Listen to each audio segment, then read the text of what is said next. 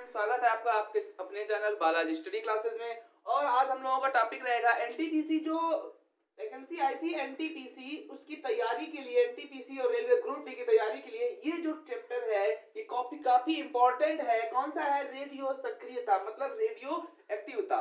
चलो इसके बारे में समझते हैं हम लोग। तो रेडियो एक्टिवता होता क्या है? जो पीरियोडिक टेबल में हमारे जो 83 के ऊपर जो तत्व हैं वो सारे रेडियो एक्टिव तत्व हैं। वो सारे कैसे हैं? रेडियो एक्टिव तत्व हैं। जो हमारी पीरियोडिक टेबल होती है उसमें जो 83 के ऊपर, यहाँ पे एक होता है 83 बिस्मथ, तो बिस्मथ के ऊपर जितने भी तत्व हैं वो सारे क्या हैं? रेडियो एक्टिव तत्व हैं। ठीक, 83 के ऊपर जितने भी तत्व हैं वो सारे रेडियो एक्टिव तत्व हैं। या फिर इनमें क्या कहेंगे, इनमें अधिक प्रोटॉन पाए जाते हैं। इनके नाभिक स्थायी होते हैं, अस्थायी होते हैं। लेकिन 92 से अधिक जो भी तत्व हैं उनके नाभिक इतने ज्यादा अस्थायी होते हैं कि उनको हम प्रयोगशाला में ही बना सकते हैं। उनको हम प्रयोगशाला में ही बना सकते हैं। अब पढ़ते हैं इसकी खोज किसने की थी। तो हम लोगों ने खूब पढ़ा है कि इसकी खोज हेनरी बेकुरल और मैडम क्यूरी ने की थी। ठीक है, पढ़ा है हम लोगों ने, लेकिन ये तो 2 कौड़ी का क्वेश्चन हो गया। अब क्वेश्चन बनता है कि हेनरी बेकुरल ने कैसे खोज की थी, कौन से तत्व से, और मैडम क्यूरी ने कौन से तत्व से खोज की थी। तो समझते हैं हम लोग। सबसे पहले लिखते हैं हेनरी बेकुरल।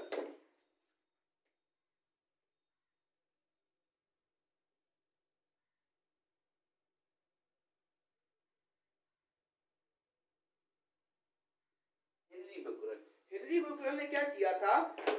1896 ईस्वी में यूरेनियम 1896 ईस्वी में इन्होंने क्या किया था?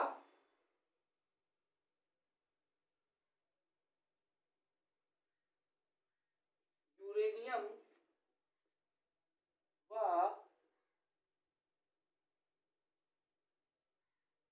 यूरेनियम के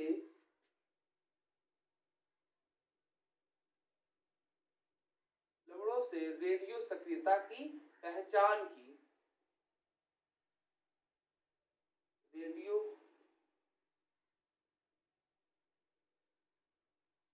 सक्रियता की। तो हेनरी बेकुरल ने क्या किया कि 1896 ईस्वी में एक तत्व लिया यूरेनियम, जिसका परमाणु क्रमांक हमें पता होना चाहिए कि यूरेनियम का परमाणु क्रमांक 92, यूरेनियम 238 इसको। ठीक है, इसका परमाणु क्रमांक 92 और परमाणु भार 238 है। तो यूरेनियम मतलब हेनरी बेकुरल ने क्या किया कि 92 यूरेनियम 238 इसकी तथा इसके लवणों की रेडियो सक्रियता की जांच की। कौन से सन में? 1896 में। अब इन्होंने किया क्या कि हेनरी बेकुरल ने क्या किया कि जो इनसे निकलने वाली जो किरणें थे उनको नाम दिया क्या? बेकुरल किरणें। तो जो रेडियोएक्टिव तत्वों से, यूरेनियम से जो निकलने वाली जो किरणें थी, यूरेनियम से जो निकलने वाली किरणें थी,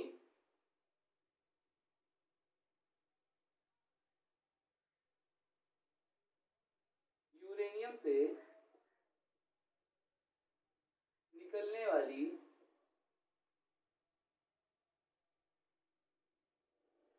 किरणों को बेकुरल किरणें कहा। बेकुरल किरणें।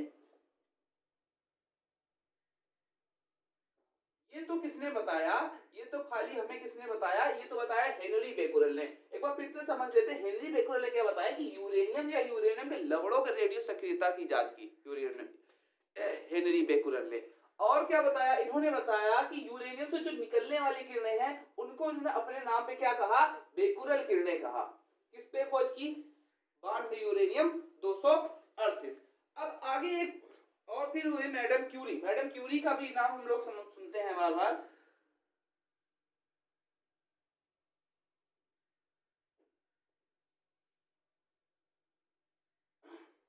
Madam Curie.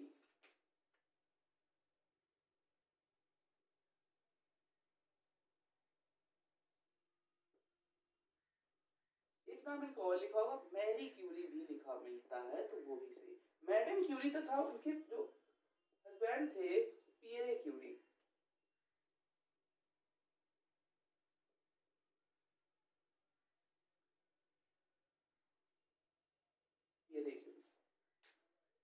इन लोगों ने क्या किया कि यूरेनियम के विकिरण के उत्सर्जन के आधार पर निष्कर्ष निकाला कि यूरेनियम के भौतिक तथा रासायनिक स्थिति पर निर्भर ना होकर परमाणुविक संरचना पर निर्भर होती। इन लोगों ने क्या बताया कि यूरेनियम उसकी भौतिक या रासायनिक स्थिति पर ना निर्भर होकर उसके एटॉमिक स्ट्रक्चर पर निर्भर होती या परमाणु संरचना पर निर्भर होती।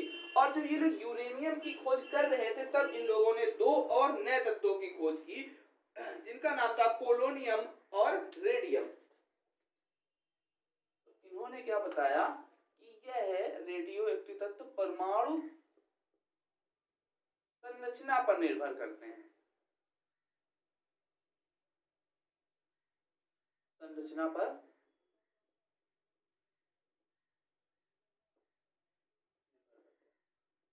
मतलब उन्होंने क्या बताया था कि भौतिक और रासायनिक गुण पर निर्भर करते, लेकिन इन्होंने क्या बताया कि ये भौतिक और रासायनिक गुण पर निर्भर ना होके उसके परमाणु संरचना या फिर एटॉमिक स्ट्रक्चर पर निर्भर करते हैं।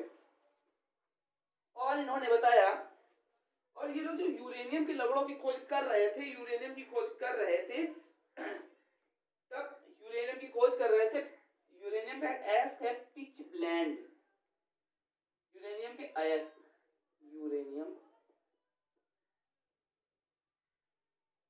का अयस्क एक है तो कहेंगे पिच ब्लेंड, कंफ्यूज नहीं होंगे। जिंक जडन का अयस्क है एक, मतलब जिंक का अयस्क है जिंक ब्लेंड, और इसका एक है पिच ब्लेंड।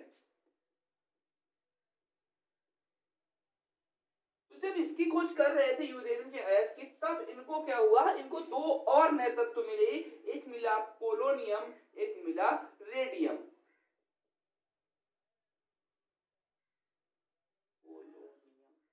और एक क्या मिला हमारा, रेडियम। एक हमें मिला पोलोनियम, एक मिला रेडियम। ये जो पोलोनियम है इसका जो नामकरण है, ये भी क्वेश्चन आ चुका है पेपर में कि इसका जो नामकरण है पोलोनियम का वो इसके देश के नाम पे पड़ा है। तो पोलोनियम का नाम उसके देश मतलब पोलैंड के नाम पर पड़ा है। पोलैंड की कैपिटल क्या है हमारी, वॉर्शा। ये हमारा रेडियम। तो इसी के लिए जब इन दो तत्वों की खोज कर दी मैडम क्यूरी तथा पियरे क्यूरी ने, तो इसी के लिए उनको 1903 ईस्वी में नोबेल पुरस्कार से सम्मानित किया गया। 1903 ईस्वी में उनको नोबेल पुरस्कार से सम्मानित किया गया। समझ लेते हैं। तो हुआ क्या कि 1903 ईस्वी में इनको नोबेल पुरस्कार दिया गया। ध्यान से समझेंगे किसके लिए दिया गया, तो भौतिकी के लिए दिया गया। नोबेल पुरस्कार किसके मतलब किसकी याद में दिया जाता है, या किसने चालू करवाया था, या किसकी मृत्यु के बाद चालू हुआ, तो ये चालू हुआ था अल्फ्रेड नोबेल। अब अल्फ्रेड नोबेल ने तो फिर किसकी खोज की थी, तो अल्फ्रेड नोबेल ने खोज की थी डायनामाइट की।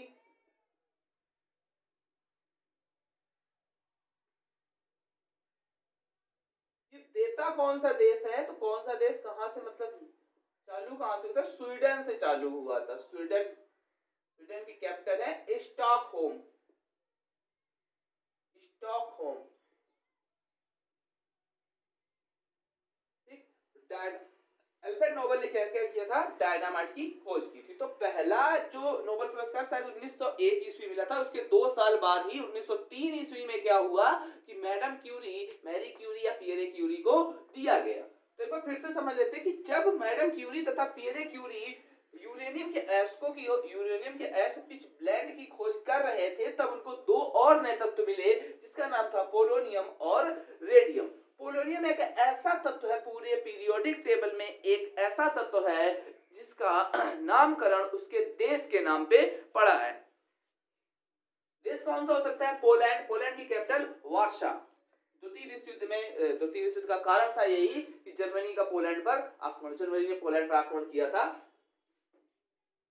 ठीक, तो ये कब मिला इनको, 1903 ईस्वी में। किस नोबेल पुरस्कार मिला, किसके लिए मिला, भौतिकी के लिए मिला। किसकी याद में दिया जाता है, नोबेल, अल्फ्रेड नोबेल की। किस अल्फ्रेड नोबेल ने क्या किया था, डायनामाइट की खोज की थी। दिया कहां जाता है, स्वीडन, स्टॉकहोम। शुरुआत कब हुई थी नोबेल पुरस्कार की, तो शुरुआत हुई थी इसकी 1901 ईस्वी में, 1901 ईस्वी में। ठीक है, अब आगे समझते हैं कि रेडियो एक्टिव के प्रकार, रेडियो एक्टिवता के प्रकार कौन कौन से होते हैं। पहले समझ लेते हैं रेडियो एक्टिव किरणें कौन कौन सी होती है। समझो पहले कि रेडियो एक्टिव किरणें कौन कौन सी होती है, अल्फा बीटा और गामा।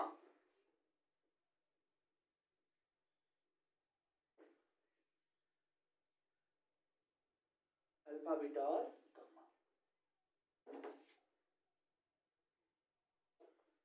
अब रेडियो एक्टिवता के प्रकार होते हैं, दो तरीके के रेडियो एक्टिव तत्व होते हैं। एक होता है प्राकृतिक रेडियो एक्टिव तत्व, एक होता है कृत्रिम रेडियो एक्टिव तत्व। कृत्रिम रेडियो एक्टिव तत्व मतलब आर्टिफिशियल रेडियो एक्टिव एलिमेंट्स, और क्या होता है प्राकृतिक नेचुरल रेडियो एक्टिव एलिमेंट्स। तो अब दो प्रकार के रेडियो एक्टिव तत्व होते हैं। तो पहला तत्व जो होता है जो प्रकृति में अपने आप क्षरित होकर दूसरा नया तत्व बना दे, मतलब अल्फा बीटा गामा अपने आप उत्सर्जित करके एक नया तत्व बना दे, वो होता है हमारा प्राकृतिक मतलब नेचुरल रेडियो एक्टिव तत्व। अब आर्टिफिशियल कौन सा होगा, तो आर्टिफिशियल ऑफिशियल वही होगा ना कि जो प्रयोगशाला में बनाया जाए, जो प्रयोगशाला में साइंटिस्ट के द्वारा बनाया जाए, वो हमारा कौन सा होगा, कृत्रिम रेडियो एक्टिव तत्व। ठीक है, तो दोनों के तरीके समझ लेते हैं, दोनों कैसे बने वो भी समझ लेते हैं, क्या बना वो भी समझ लेते हैं। तो चलो समझते हैं आगे। तो रेडियो एक्टिवता के प्रकार,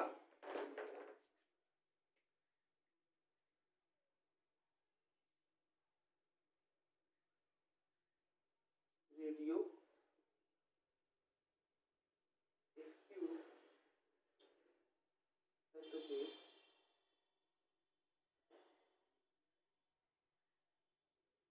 दो होते हैं। एक होता है हमारा प्राकृतिक, एक होता है हमारा कृत्रिम। दोनों समझ लेते हैं। अब हम लिखते हैं प्राकृतिक। ठीक है, एक होता है प्राकृतिक और एक होता है कृत्रिम। सबसे पहले हम लोग प्राकृतिक पढ़ते हैं रेडियो एक्टिव तत्व। प्राकृतिक कौन कौन से होते हैं, तो प्राकृतिक वो होते हैं रेडियो एक्टिव तत्व जो अस्थायी नाभिक बिना किसी मानवीय प्रयास के स्वतः क्षरित हो जाते हैं। जो बिना किसी मानवीय प्रयास के स्वतः क्षरित हो जाते हैं वो रेडियो एक्टिव तत्व कहलाते हैं। जैसे यूरेनियम, थोरियम, पोलोनियम, रेडियम आदि रेडियो एक्टिव तत्व है। कौन से हैं, प्राकृतिक रेडियो एक्टिव तत्व है। ठीक है,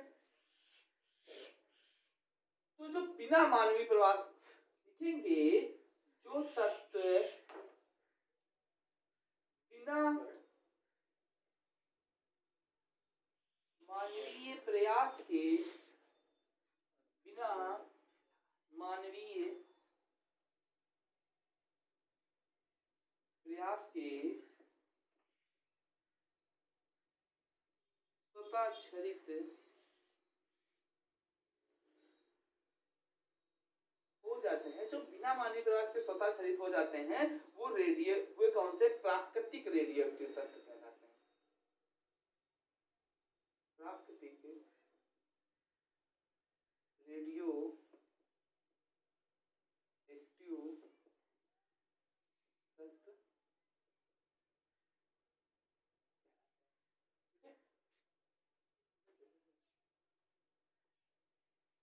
ठीक है, प्राकृतिक रेडियो एक्टिव तत्व कहलाते हैं। अब प्राकृतिक रेडियो एक्टिव तत्व कौन कौन से हो सकते हैं, तो जैसे हमें पता है कि जैसे एक हमारा होगा यूरेनियम,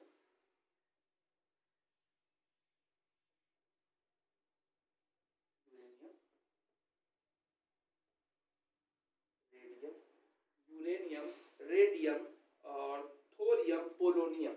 यूरेनियम, रेडियम, थोरियम और पोलोनियम।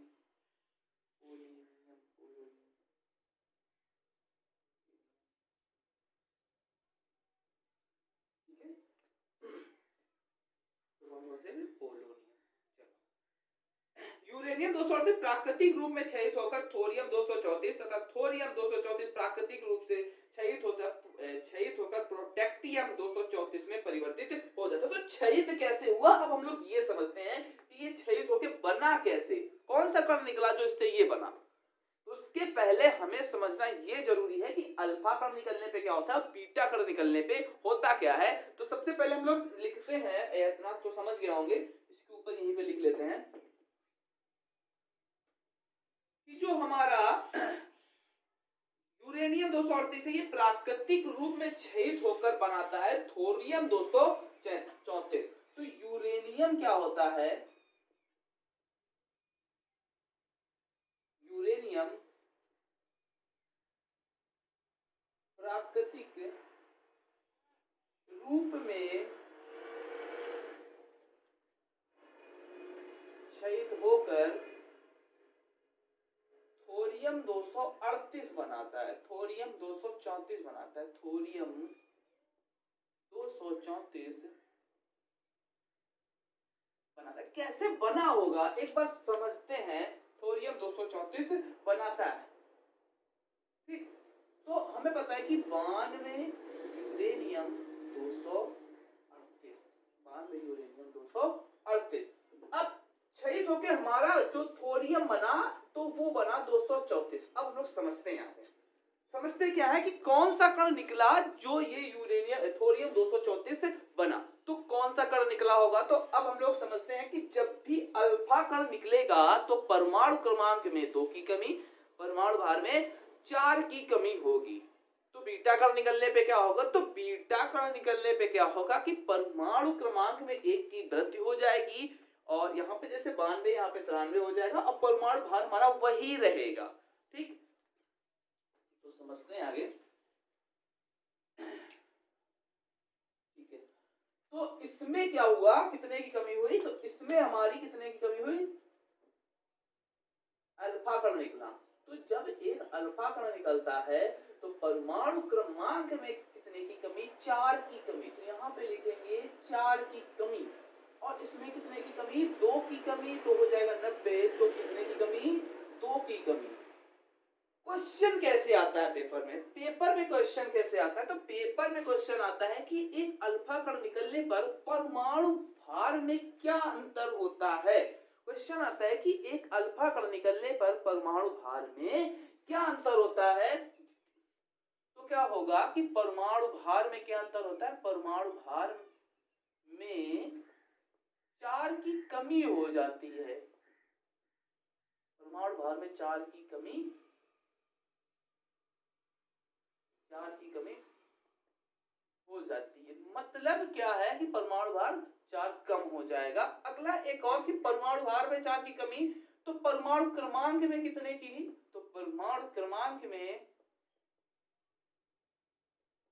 2 की कमी हो जाती है।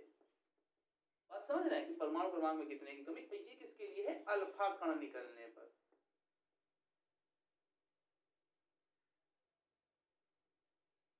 अल्फा कण निकलने पर, अल्फा कण निकलने पर क्या होगा, परमाणु क्रमांक में 2 की कमी और परमाणु भार में 4 की कमी, ठीक है। इतना समझ में आ गया होगा, याद रखेंगे। जो नया तत्व बना थोरियम बना। अब तो बीटा कण क्या होता है, तो बीटा कण जब थोरियम 234 प्राकृतिक रूप से क्षयित होता है तो प्रोटेक्टियम 234 बनाता है। तो क्या बनाता है, प्रोटेक्टियम 234 बनाता है। अब जो हमारा ये थोरियम है 90 थोरियम 234, अब ये जब प्राकृतिक रूप से क्षयित हुआ तो बनाया इसने क्या, प्रोटेक्टियम, मतलब पीसी बनाएगा, ठीक है। पीसी 234, इसका नाम लिख लेते हैं, प्रोटेक्टियम, प्रोटेक्टियम, ठीक है। तो 90 थोरियम 234, अब इधर क्या है पीसी 234। तो भैया कौन सा अल्फा कण निकला, अल्फा की बीटा, तो कौन सा निकला, इसमें बीटा निकला, क्योंकि बीटा में हमें पता है कि परमाणु क्रमांक, परमाणु भार वही रहता है, वही सेम रहता है, और परमाणु भार में क्या होता है, 1 डिक्रीज कर जाता है, मतलब 1 की वृद्धि हो जाती, तो 1 की। तो समझ में हमें हम लोगों को क्या आया कि इससे भी हम लोगों को यही समझ में आया कि बीटा कण जब निकलता है तो परमाणु क्रमांक में, परमाणु क्रमांक में 1 की वृद्धि होती है, परमाणु भार हमारा क्या होता है, परमाणु भार वही रहता है, परमाणु भार वही रहता है। ठीक, इतना समझ में आ गया कि बीटा कण निकलने पे क्या होगा कि परमाणु भार वही रहेगा, और अल्फा कण निकलने पे क्या होगा, परमाणु भार में 4 की कमी हो जाती है। बीटा कण में क्या होता है कि परमाणु क्रमांक में 1 की वृद्धि हो जाती है, लेकिन अल्फा कण में जस्ट उल्टा है, अल्फा कण में क्या होगा कि 2 की कमी हो जाती है। आशा करते हैं कि इतना तो समझ में आ गया होगा। अब हुआ क्या, कृत्रिम तत्वांतरण। अब कृत्रिम रूप से जो बनाए गए वो समझते हैं। ये तो हम लोग प्राकृतिक रूप से जो अपने आप क्षयित होके बने वो हैं। कौन से हैं, मानवे, मतलब ये जितना बना है ये प्राकृतिक रूप से क्षयित होके बना है। इसको समझ लें, आराम से नोट भी कर सकते हैं। अब आगे समझते हैं हम लोग कृत्रिम रेडियो सक्रियता, मतलब कृत्रिम तरीके से जो बनाए गए वो कौन है।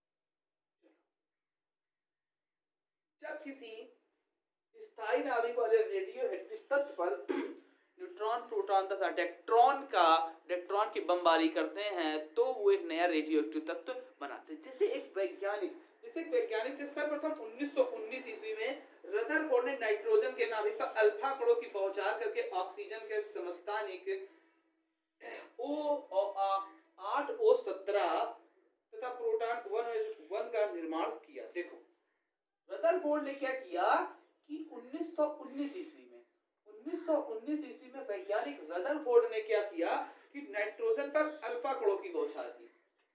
1919 ईस्वी में वैज्ञानिक जो रदरफोर्ड थे उन्होंने क्या किया कि नाइट्रोजन पर अल्फा कणों की बौछार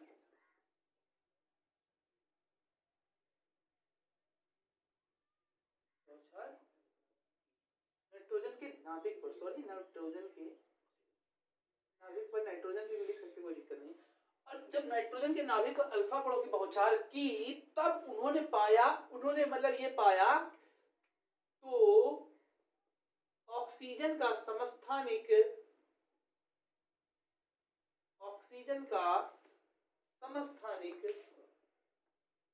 मतलब आइसोटोप्स समस्थानिक 8O17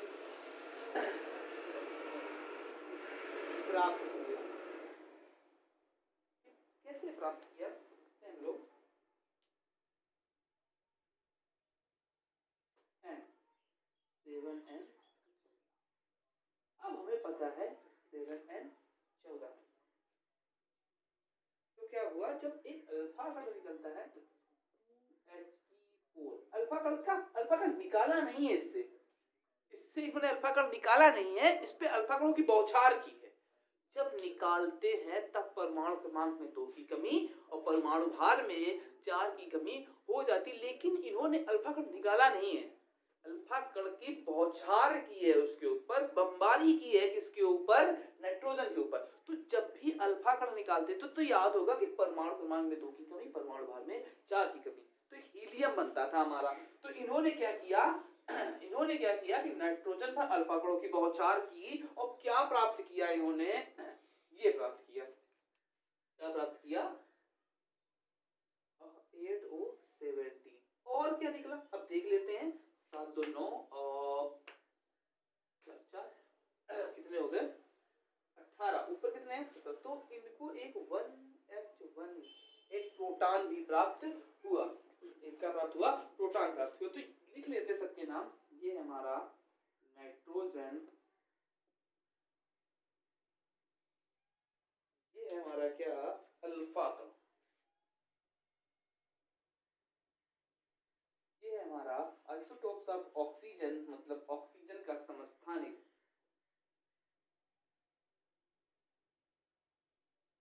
समस्थानिक है किसका, ऑक्सीजन का। अब ये क्या है, तो फिर ये भी हमारा, ये हमारा क्या है, प्रोटॉन है, प्रोटॉन, प्रोटॉन, ठीक है, क्या है, प्रोटॉन। इतना समझ में आ गया कि रदरफोर्ड ने 1919 ईस्वी में, वैज्ञानिक रदरफोर्ड ने क्या किया कि नाइट्रोजन पर अल्फा कणों की बौछार की। क्वेश्चन कैसे आता है, क्वेश्चन कैसे बनता है कि 1919 ईस्वी में वैज्ञानिक रदरफोर्ड ने नाइट्रोजन पे अल्फा कणों की बौछार करके, नाइट्रोजन पर अल्फा कणों की बौछार करके किस समस्थानिक को बनाया, तो किस समस्थानिक को बनाया, तो समस्थानिक ऑक्सीजन के समस्थानिक को बनाया। और क्वेश्चन कैसे आएगा कि 1919 ईस्वी में वैज्ञानिक रदरफोर्ड ने किस रेडियो एक्टिव तत्व पर अल्फा कणों की बौछार की, तो किस पर की, नाइट्रोजन पर की। और कौन सा समस्थानिक बनाया, 8O17 बनाया। ठीक, अब आगे समझते हैं, एक और वैज्ञानिक थे जिनका नाम था जेम्स चैडविक ने बेरिलियम के नाभिक पर अल्फा कणों की बौछार की और न्यूट्रॉन प्राप्त किया। ठीक है, तो ये तो समझ गए।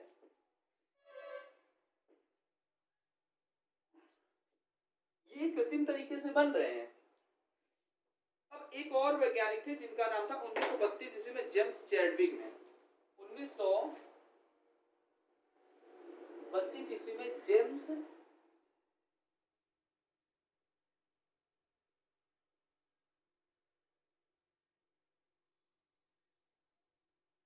चैडविक ने क्या किया, 1932 ईस्वी में जेम्स चैडविक ने क्या किया कि बेरिलियम के नाभिक पर अल्फा कणों की बौछार की। किसके नाभिक पर, बेरिलियम के नाभिक पर अल्फा कणों की बौछार की और कार्बन प्राप्त किया।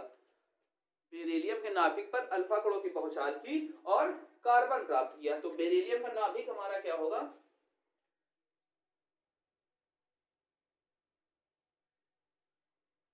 बेरिलियम मतलब 4Be9 ये नाभिक पर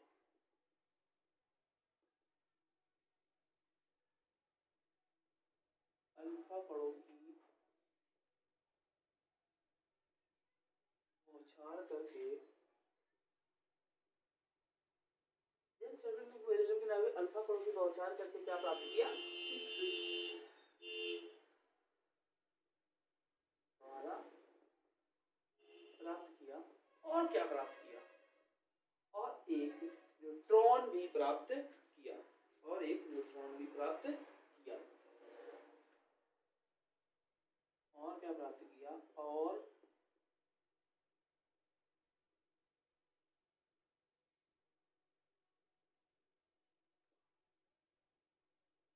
न्यूट्रॉन भी प्राप्त किया। कैसे किया, चलो समझते हैं। तो किया क्या कि 4Be9 किया क्या, अल्फा को बौछार की, तो क्या बनाया, 11 0 and 1। ये हमारा क्या है, बेरिलियम,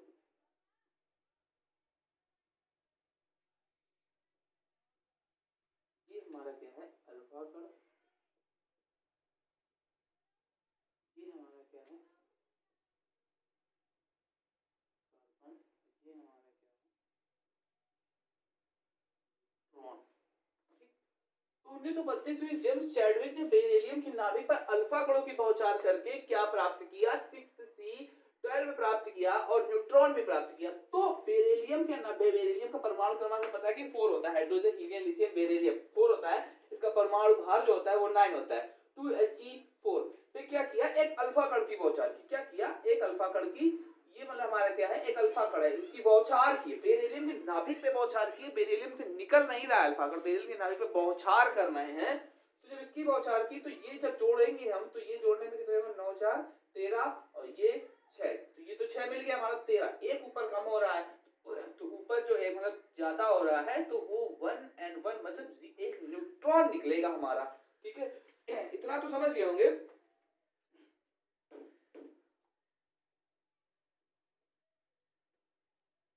ठीक है, फिर इतना तो समझ लिया। अब देखो एक चीज समझ लेते हैं, ट्रांस यूरेनियम तत्व। अब क्वेश्चन सबसे अच्छा होता है ट्रांस यूरेनियम तत्व कौन से होते हैं, तो 92 से अधिक जितने भी तत्व होंगे वो सारे ट्रांस यूरेनियम तत्व होंगे। तो प्रकृति में पाया जाने वाला सबसे भारी रेडियो एक्टिव तत्व कौन सा होगा, तो वो हमारा होगा यूरेनियम।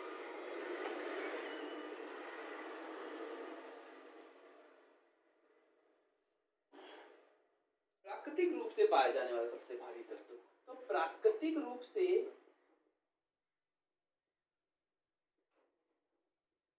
पाया जाने वाला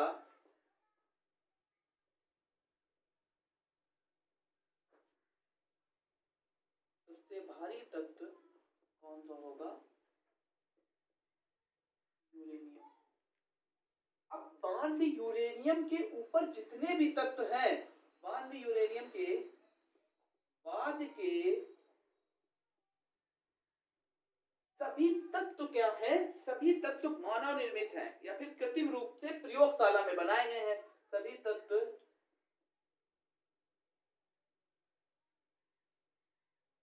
कृत्रिम रूप से प्रयोगशाला में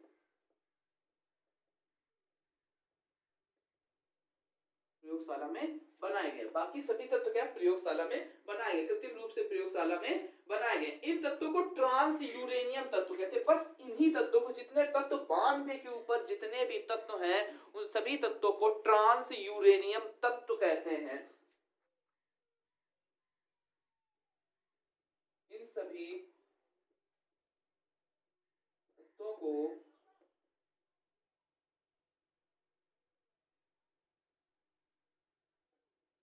ट्रांस यूरेनियम तत्व। आज तक है, बाकी अगले वीडियो हम लोग अल्फा बीटा और गामा किरणों को डिटेल से पढ़ेंगे।